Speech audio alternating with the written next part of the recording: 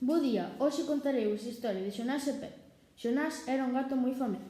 El quería comer ao rato máis gordo e forte. O rato chamábase Pepe, xa que leva escapando toda a semana de Xonás decidiu ir á súa casa. Toc, toc, tocaba na porta. Quen é? Son Pepe. E a que ves? Viña a falar contigo. Pasa, pasa. Sonaste a casa toda de feita, por que non contratas a alguén para que xa limpie? Aquí esta semana estive moi ocupado, pero podes sentarte por aquí. Non, eu aquí non sento, vamos ao bar tomar algo. Pero Xonás non quería ir ao bar, porque ali non o podía comer, así que lle dixo... Non seas tan fino, anda. E sentámonos na miña casa a tomar unhas cervexas.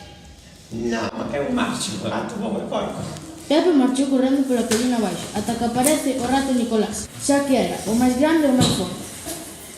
Xonás, que andas a facer? Nada, señor Nicolás. Gato, ti sabes que a carne de rata é mala, non? Non. Pois, imos poñer a dieta, porque estás gordo. Ao gato non lle quedaba outra opción que aceptar, así que decidiu probar a dieta. Cando os ratos colleron confianza de Xonás, o gato comeu. Así foi a historia.